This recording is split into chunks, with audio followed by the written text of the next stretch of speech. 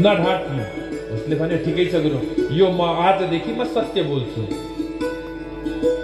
तब त्यहाँबाट सिधा राजमहलतिर जाँदै थियो। सैनिकहरूले सोधे कहाँ जानुहुँदैछ, तपाईँ को हुनुहुन्छ? उसले भन्यो म चोर हुँ। कहाँ जानु भएको? म राजाकामा चोरी गर्न गएको। यसो हेर्दा भलाद्मी व्यक्ति छ, चोरले पनि कहीँ चोर हुँ भन्छ त? भन्दैन नि। सैनिकहरूले छोडिदिनु, जानुहोस्। भित्र गयो। राजाको सबैभन्दा प्रिय घोडा जुन थियो, त्यो घोडा चोरी गरेर लिएर बाहिर आउँदैछ, तान्दै तान्दै। सैनिकहरूले सोधे यो घोडा कहाँ लानु भएको? ले भन्यो मैले चोरी गरेर लिएर गएको। सैनिकलाई लाग्यो यस्तो राम्रो व्यक्ति, चोरले त कहिले चोरे भन्दैन, साँच्ची नै चोरी गरेर घोडा लिएर गए। भोलिपल्ट थाहा भयो राजाको सबैभन्दा प्रिय घोडा कहीँ चोरी गरेर कसैले लिएर गएछ। खोज्दै खोज्दै ती पद चिन्हहरूलाई खोज्दै जाँदा त त्यो घोडा त उहाँ लगेर बाँधिरहेको छ आश्रममा, जुन गुरुले सत्य बोल्ने ज्ञान दिनुभएको थियो। चर्चा परिचर्चा भए। तब चोरले भन्यो म चोर हुँ, चोरी गर्दै थिएँ, घोडा कालो घोडा लिएर आएको थिएँ, तर आज यो घोडा सेतो भएको छ। यो प्रभाव छ सत्यको। मेरो सत्यको कारणले गर्दा मैले झुट बोलेको छुइनँ। म सत्यमै छु भने यो घोडा हिजोकै जस्तो रूपमा परिणत होस् भनेर उसले मनबाट सत्यको जब दुहाई दियो, तब त्यो घोडा पुनः कालो रूपमा परिणत भयो। भन्नुको अभिप्राय सज्जन, त्यसले त्यस दिनदेखि सत्यको अनुकरण गरेर एक दिव्य सन्त पदलाई प्राप्त गरेको चर्चा धर्मवेत्ताहरूले गायन गर्नुभएको छ।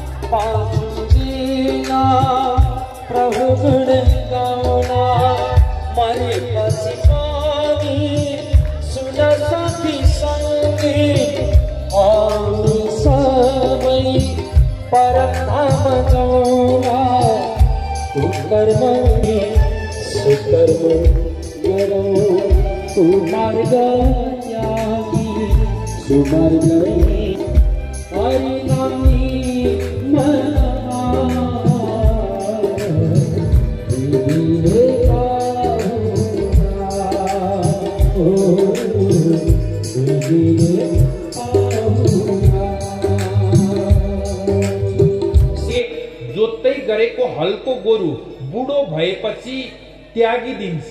त्याग्ने चलन थियो, अहिले त बेचिदिन्छन्, हो कि? किन भन्दा अब उसले काम गर्न सक्दैन। हजुर हाम्रो अवस्था पनि यस्तै छ है हजुर। धन कमाउन्जेल, बाहिरबाट कमाएर ल्याउन्जेल परिवारमा खूब हाम्रो सम्मान हुन्छ, खूब प्रेम गर्छन्, तातो चिसो सबै सोध्छन्। जब कमाउन सक्छौ नि, जब इन्द्रियहरू स्थिर हुन्छन् नि, त्यो समय परिवारले सोध्नेवाला छैन नि। अवस्था त्यस्तै हुन्छ।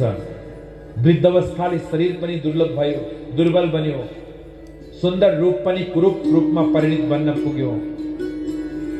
परिवारले भोजन दिएको पनि जसरी घरमा पालेको श्वानलाई भोजन दिन्छन् त्यसरी दिने गर्छन्।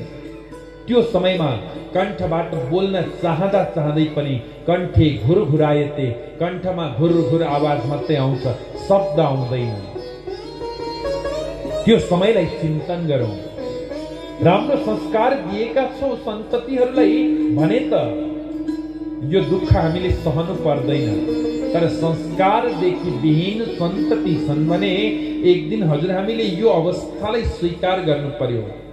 मान्छे बिमारी छ अरे हो भनेपछि हेर्न आउँछन्। के लिएर आउँछन्? कोसेली होगी मिश्री एप्पल थरी थरीका कोसेली लिएर आउँछन् कसलाई त्यो मर्न आँटेको व्यक्तिलाई जुन व्यक्ति अहिले हो कि भरे हो थाहा छैन त्यो निम्ने खुब कोसेली बोकेर आउँछन्। बडा विचित्र लाग्छ मलाई हाम्रो समाजका कतिवटा कार्य गराइदेखि जब खाने अवस्था थियो जबसम्म ती मिश्री टोकिन्थे ती सेबहरू टोकिन्थे तबसम्म त कसैले सोधेन। जब टोकिन छोड्यो मरणासन्न अवस्थामा छ लोक लज्जाका लागि खुब कोसेली लिएर आए तर त्यो कोसेली के गर्ने हजुर। अन्तिम समयमा मरणासन्न अवस्थामा पुगेका व्यक्तिलाई त्यो कोसेली होइन लिएर नै जाने इच्छा गर्नुहुन्छ भने भगवत नाम रूपी कोसेली लिएर जानुहोस्। छेउमा गएर गीता पढ्न जान्नु भएको छ भने एक श्लोक आधा श्लोक या एक अध्याय जति सक्नुहुन्छ भगवानको राम नाम राम कृष्ण बुद्ध नाम स्मरण गरेर सुनाउनुहोस्। अन्तिम समयको त्यो यात्रामा दिग्भ्रमित बनेको जीवलाई जब हजुर हामीले भगवत नामको उच्चारण गरेर उसका कर्णकुटिलमा श्रवण गराउँछौं तब त्यो जीवले भगवन्त ती ईश्वरीय नामलाई स्मरण गरेर अन्तिम समयमा परमात्मा रूपी परम तत्त्वलाई प्राप्त गर्ने त्यो मार्गलाई उसले अनुकरण गर्छ। यो पुराण सुन्नुको अभिप्राय प्रयोजन के हो त भन्दा जसरी स्कुल पठाइएकी नानीलाई स्कुलबाट गुरुजीहरूले टिचर्सहरूले भन्नुभयो बाबु स्कुलको एनुअल फंक्सन आउँदैछ त्यो दिन तिमीले एउटा राम्रो नृत्य प्रस्तुत गर्नुपर्नेछ। अब त्यो नानी के गर्छ प्रतिदिन घरमा आएर दिव्य नृत्य गर्छ त्यसको उसले अभ्यास गर्छ। त्यो अभ्यास राम्रो गरेको छ भने बताइएको त्यो निर्धारित तिथिमा गएर उसले स्टेजमा आफ्नो शो दिन्छ होगी त्यो प्रस्तुति दिन्छ र अभ्यास राम्रो छ भने उसले उत्कृष्ट पारितोषिक प्राप्त गर्छ। तर अभ्यास राम्रो छैन भने मिल्ने वाला केही पनि छैन। हजुर हाम्रो पनि जीवनको स्टेज भनेको अन्तिम समय हो जुन समय मरणासन्न अवस्थामा परिएको छ। परिवारका सबै वरिपरि आएर घेरेका छन्। त्यसको वीर्यको निर्माण बन्छ त्यसको सारभूत भनेको र त्यो नरकबाट आएको जुन जीव छ कर्मणा दैव नेत्रेण जन्तोर्देहुपपत्तये स्त्रिय प्रविष्ट उदरम पुंसोरेत कणाश्रय। आज त्यो नरकबाट आएको जीवले बाबाको वीर्यद्वारा आमाको उदरमा प्रविष्ट हुन्छ गर्भमा प्रवेश गर्छ र शुक्र र वीर्य जब एक हुन्छन् त्यसलाई कलल भनेर भनिन्छ। जब ती दुई एक भइसके पछाडि 5वां दिनमा गोलाकार रूपमा परिणत बन्न पुग्छ। 10 दिनका दिन बैरको डल्लो सदृश बन्न पुग्छ। त्यसै गरेर 15वां दिन त्यो मांसपिण्ड रूपमा परिणत हुन्छ। 1 महिनामा त्यसबाट सिरहरू निक्लिन्छन्। त्यसै गरेर 2 महिनामा हात पाउहरू उसका निक्लिन्छन्। शरीरका विभिन्न अवयवहरू त्यहाँ प्रकट हुन्छन्। 3 महिनामा नङ रोम हड्डी आदि त्यहाँ प्राप्त हुन्छ। त्यसै गरेर योनि आदि लिङ्ग आदि त्यहाँ हामीलाई बोध हुन्छन्। त्यहाँबाट 4 महिनामा 7 धातुले त्यो गर्भमा रहेको जुन जीव सवेष्टित हुन्छ ती 7वटा धातु जसमा रस रक्त मांस मेदा मज्जा अस्थि र शुक्र बताइएको छ। 5वां महिनामा भोभुक्षा रूपी अग्नि प्रज्वलित हुन्छ त्यो गर्भमा रहेको जीवमा। त्यहाँबाट 6 महिनामा झिल्लीमा वेष्टित बनेको गर्भको बालक आमाको दक्षिण कोक्षीमा घुम्न पुग्छ। त्यहाँबाट आमाले जस्तो जस्तो खानुहुन्छ जस्तो जस्तो पिउनुहुन्छ तद अनुरूप गर्भको त्यो जीवको त्राण हुने गर्छ रक्षा हुने गर्छ। सेते विमुत्र योर गते सजन्तुर जन्तु सम्भवे। आज त्यो गर्तमा त्यो अनेक प्रकारको विष्टा त्रादिको गर्तमा रहेको जुन जन्तु जीव छ त्यो त्यही एउटा किरो सदृश रहन्छ। अनेक प्रकारका कीडाहरूले उसलाई काट्न थाल्छन्, टोक्न थाल्छन्। ऊ मूर्छित हुन्छ, फेरि जागृत अवस्थामा आउँछ। जब 7वां महिना प्रारम्भ हुन्छ तब यो जीवले आफ्ना अनेक जन्म जन्मान्तरमा गरेका कर्महरू स्मरण आउँछ। म आज किन यो गर्भवासमा आएँ भन्ने र भगवानको दिव्य स्तुति गर्न प्रारम्भ गर्छ। तस्योपसन्नमवितुं जगदेच्छया। त्यही समयमा मलमूत्र रक्त का साथमा भूमिमा जसरी किरो लड्न पुग्छ, झर्न पुग्छ, त्यस्तै यो गर्भबाट निपतत विपरीत ज्ञानलाई प्राप्त बनेको जीव गर्भबाट भूमिमा आउँछ। सज्जन, भूमिमा आउन साथ क्वाम क्वाम गरेर रुन थाल्छ, म कहाँ आए, म को हुँ भनेर। तर हजुर हामी भगवानको मायादेखि मोहित बनेका जीवहरूलाई लाग्छ कि बालक त रुँदैछ, स्वस्थ छ भनेर हामी छोरो जन्मियो, छोरी जन्मी भनेर प्रसन्न हुन्छौँ। हजुर हाम्रो पनि यसरी नै हामी पनि यो धरामा आएका हौँ। फेरि त्यहाँबाट बिस्तारै बाल्य अवस्था, गर्भ जति दुःखमय जीवन व्यतीत गर्नु पर्यो, गर्भमा त्यो 9 महिना 10 दिन त्यति नै दुःखले बाल्य अवस्थाको समय बताइएको छ। पराधीन बनेर रहनु त्यो भन्दा दुःख अर्को केही हुँदैन। त्यो बालकलाई अनेक प्रकारका उडुस खटमलहरूले टोक्दैछन्, मच्छरहरूले टोक्दैछन्। बालकले रुदन गर्न थाल्यो या थालिन्। त्यही समयमा आमा जानुहुन्छ, गएर उठाएर नानीलाई त भोक लागेछ भनेर मातृ पयः पान गराउन प्रारम्भ गर्नुहुन्छ। तर वस्तुतः चाहेर पनि जाडो भएको भन्न सक्दैन, चाहेर पनि गर्मी भएको भन्न सक्दैन। हाम्रो नानीलाई जाडो भयो भन्दै हामी एक माथि अर्को वस्त्र वेष्टिज गर्छौं, तर त्यो नानीलाई अधिक गर्मी भएर पनि रोइरहेको हुन्छ, हामी बुझ्न सक्दैनौं। सज्जन, बाल्य अवस्था, पराधीनको अवस्था पनि धेरै कष्टसँग व्यतीत गर्छ। समय बित्दै गयो, बाल्य अवस्था निक्लिसके पछाडि यौवन अवस्था प्राप्ति हुन्छ। यौवनमा पनि अनेक प्रकारका काम, क्रोध, मोह, लोभ, मत्सरमा बाँधिएको जीवले चारैतर्फ विचरण गर्दै त्यो अवस्थालाई पनि व्यतीत गर्छ र पुनः वृद्ध अवस्था प्राप्त हुनु। सत्कर्म गरेन, आवागमनको चक्रदेखि मुक्त हुने, हजुर हामीले शुभ कर्म गरिएन भने फेरि आउनु र जानु यो क्रम हजुर हाम्रो लागि नै रहन्छ भनेर यहाँ बताउनुहुन्छ। सज्जन, मृत्यु र जन्मको यो चक्रमा हामी परिरहन्छौँ।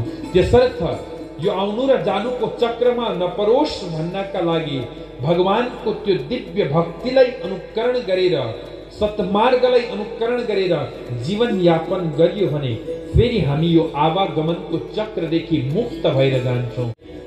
हामीले गरेको कर्म हामीले नै भोग्नु पर्छ, अरू कसैले भोग दिँदा हुँदैन। जसरी मलाई भोक लाग्यो, अब मलाई यो भोक शान्ति गर्नका लागि मैले कोही मित्रलाई गएर खाना खाइदिनु भन्दा मित्रले खाइदिँदा म अगाउँछु त? अगाउँदिन नि। चीज हो जसलाई हामी धारण गर्छौं, जसलाई हामीले जीवनमा अंगीकार गरेका छौं, स्वीकार गरेका छौं, जसद्वारा हाम्रो जीवन यापन हुन्छ, उसलाई धर्म भनेर भनिन्छ। जुन धर्ममा जन्म भयो, धर्मलाई माता पिताको उपमा दिएको छ। धर्मो मातेव पुष्णानि धर्म पाति पितेव च धर्म सुखेव प्रेणाति धर्म स्निग्याति बान्धव।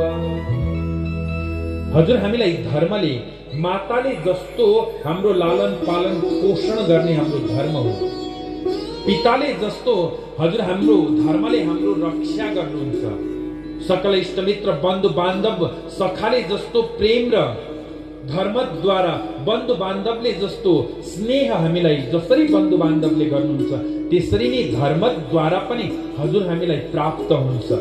त्यसकारणले गर्दा धर्मो रक्षति रक्षितः भनेर भनिएको छ।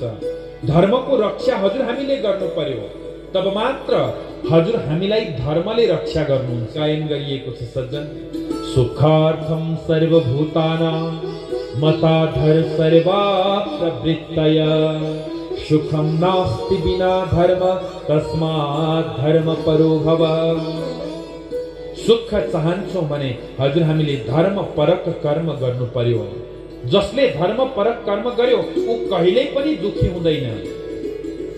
म बार बार निवेदन गर्छु, केवल यी धर्मका गाथाहरू गाहिएका मात्र होइनन्, यी विषयहरूलाई जीवनमा अनुकरण पनि गर्नु पर्यो। हाम्रा पूर्वाचार्यहरूले अनुकरण गरेको बदौलत हामी यी विषयहरूलाई कथाको माध्यमद्वारा सुनेर जीवनमा उपयोगमा ल्याउँछौँ। धर्म परक कर्म गर्दा कहिल्यै दुःख हुँदैन। त्यसै गरेर प्रकृति सुखका लागि प्रवृत्ति बनेर धर्म गर्न हजुर हामी लागिरहेका हुन्छौँ, तर बिना धर्म हाम्रो कहिल्यै सुख हुँदैन। सुख सबै चाहन्छौँ, तर धर्मदेखि परे भएर चाहेको सुख क्षणिक छ।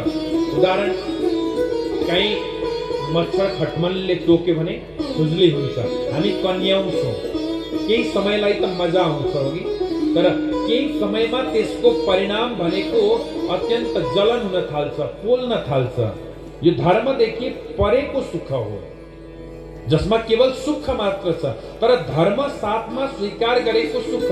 जसरी कथा सुन्दा, भजन गायन श्रवण गर्दा जुन आनन्दको अनुभूति हुन्छ, यो क्षणिक छैन, यो शाश्वत छ, यो नित्य छ। हिजो पनि यो आनन्द हामीले अनुभूति गरेका छौँ भने यो आनन्द आज पनि हामी स्मरण गर्न साथ हामीलाई आनन्दको अनुभूति हुन्छ, र भोलि पनि हाम्रो त्यो आनन्दको अनुभूति हामीले स्वीकार गर्न सक्छौँ।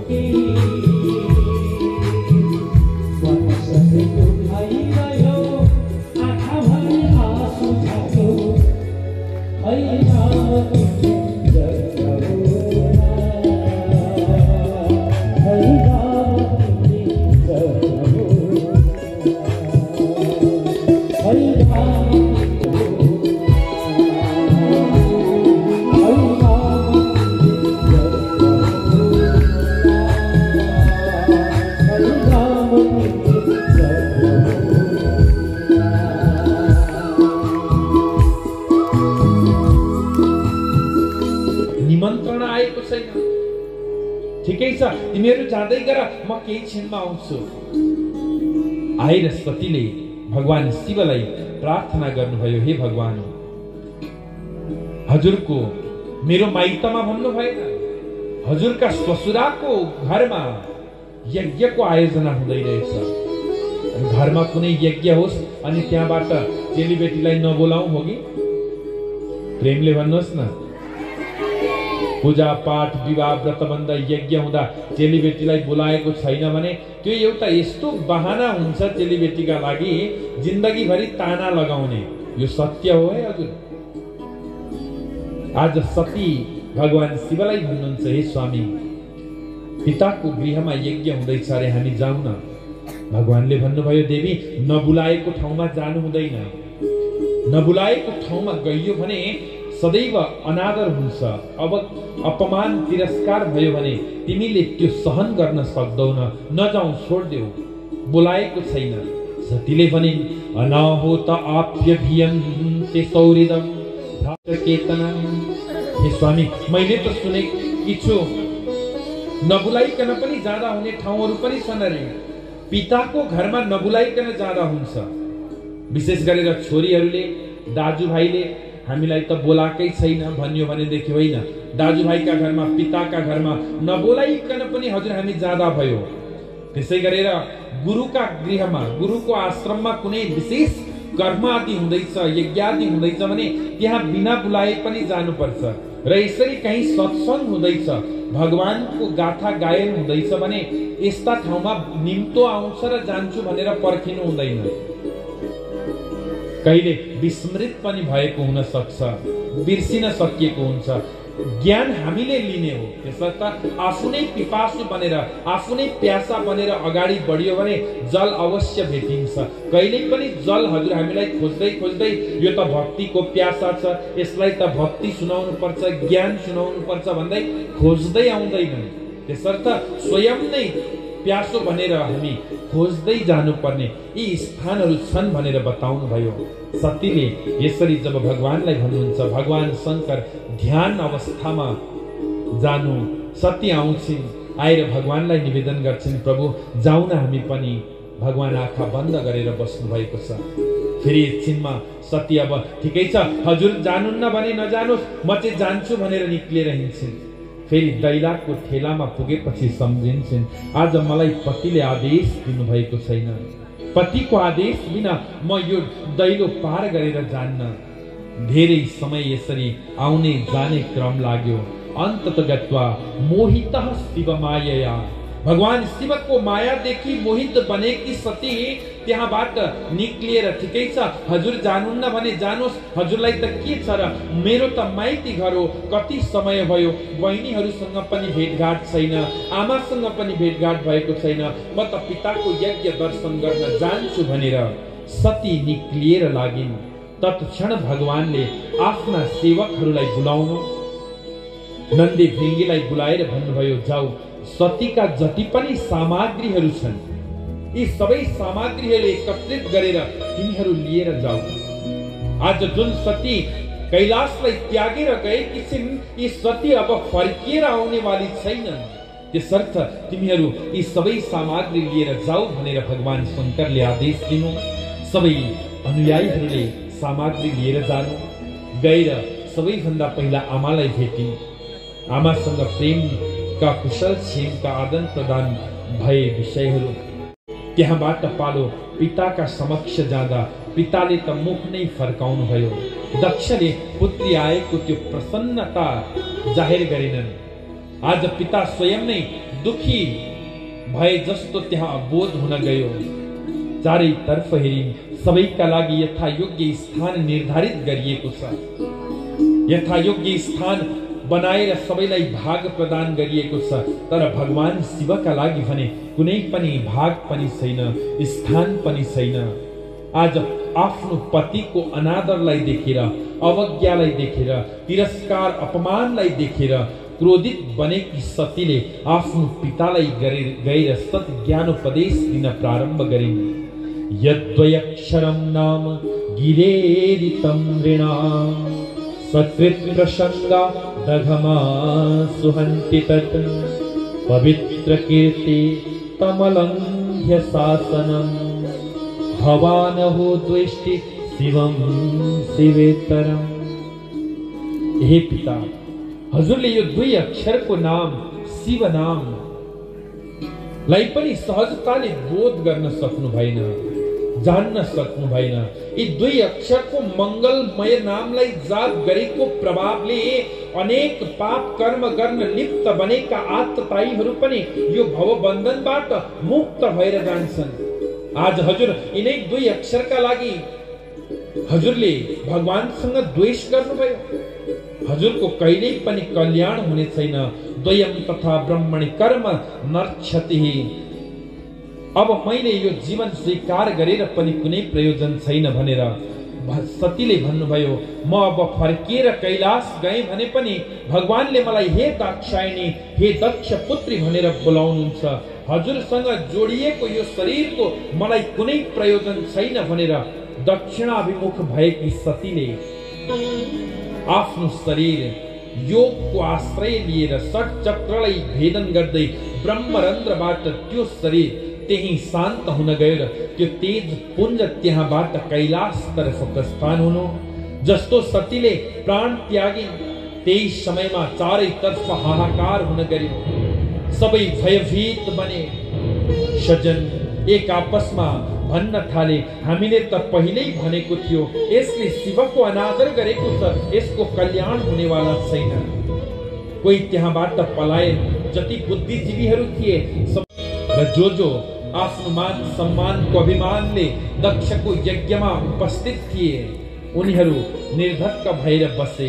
त्यो समाचार लगेर नारदजीले भगवान शङ्करलाई सुनाउनु।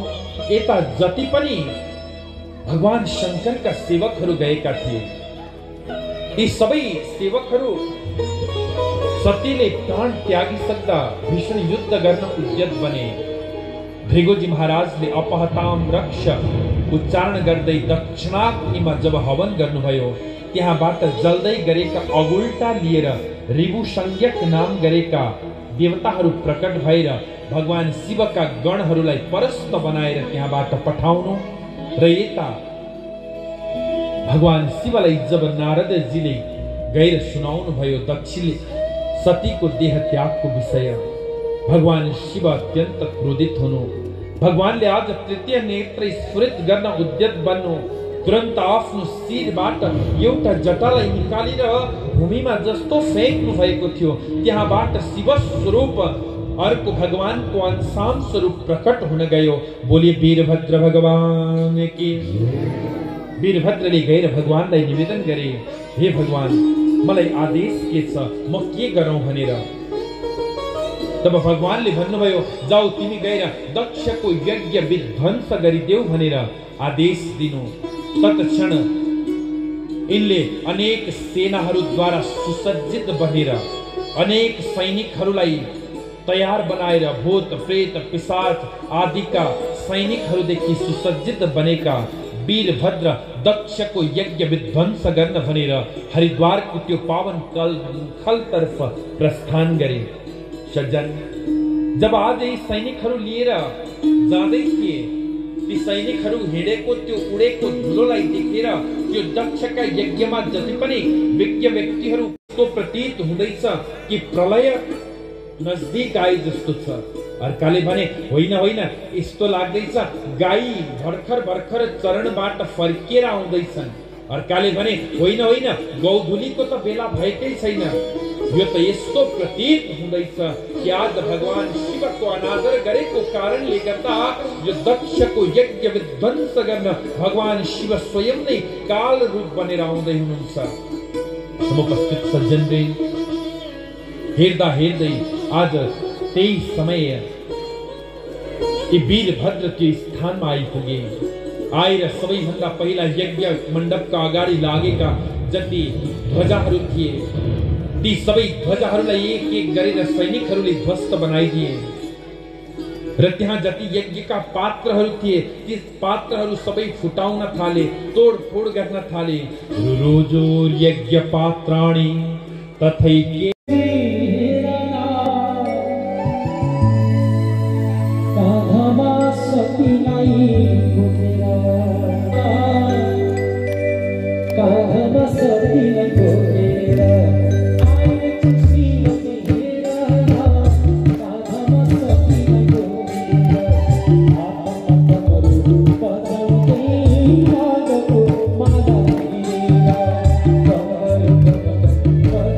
Thank you.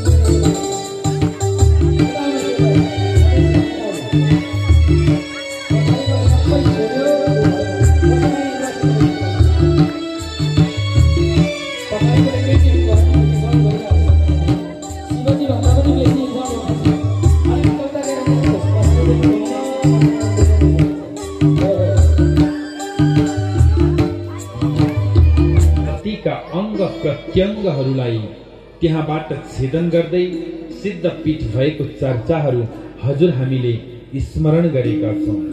समुपस्थित सज्जनवृन्द, यसरी यो पावन चर्चा हजुर हामीले झाँकीको माध्यमद्वारा पनि स्मरण गर्यौं, हो कि यो दिव्य लीलालाई चर्चा पनि श्रवण गर्यौं।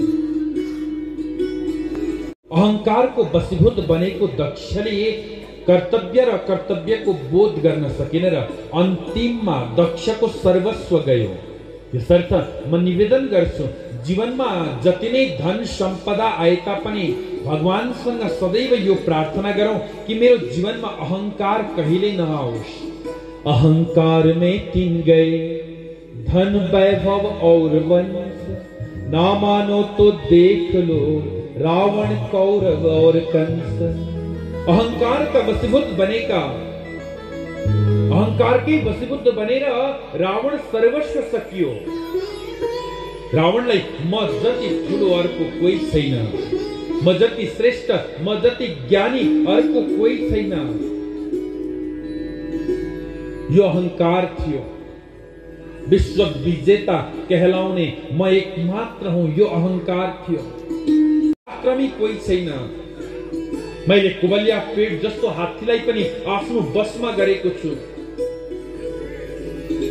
परशुरामद्वारा प्रदत्त शिवधनुष जो 1000 हात्तीको बल भएको हात्तीले पनि उठाउन सामर्थ्य राख्दैन, त्यो धनुष म स्वयं उठाएर प्रत्यञ्च चढाउन सामर्थ्यवान छु, म बलवान छु। आज त्यही अहंकारको वशीभूत बनेको कौरव वंश जसले हामी सौ छौं, हामी पाण्डवहरूले हामीलाई के गर्छन्? तर ध्यान दिनुहोला, यी तीनै अन्तिममा समूल नष्ट भए, समूल समाप्त भए। यो दक्षको प्रसंगद्वारा हजुर हामीलाई यो सत ज्ञानोपदेश प्रदान हुन्छ। जीवनमा जति नै धन सम्पदा आओस्, जति नै विविध प्रकारका सुख ऐश आराम आउन्, तर अहंकार कहिल्यै पनि जीवनमा नआओस्। यो अहंकारले हजुर हामीलाई दग्ध बनाउँछ, यो अहंकारले हजुर हामीलाई समूल नष्ट गरिदिन्छ। केवल आओस् त दृढ भक्ति आओस्।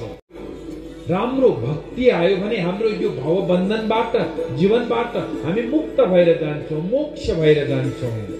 नाभिषेको न संस्कार सिंहस्य क्रियते मृगै, विक्रिमार्जित राजस्य स्वयमेव मृगेन्द्रया, स्वयमेव मृगेन्द्रता।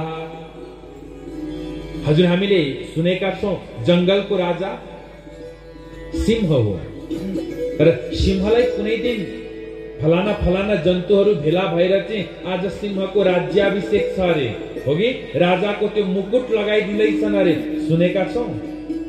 छैन। किनभने सिंह स्वयं नै आफ्नो पुरुषार्थद्वारा राजा हो। सिंहलाई कसैले राजा बनाइरहनु पर्दैन। त्यस्तै हजुर हामी पनि स्वतः नै भगवानका अंशांश हौं। ईश्वरांश जीव विनाशी, चेतनामल सहज सुख राशि, सोमाया वस पर्यहु गोसाई, बद्यहु कीर मरकट की नाही। हम ईश्वरका अंशांश हौं। जसरी अगुल्टाबाट उछिटिएको झिलको अगुल्टोदेखि पृथक छ, तर त्यसमा पनि अग्नि तत्व नै छ।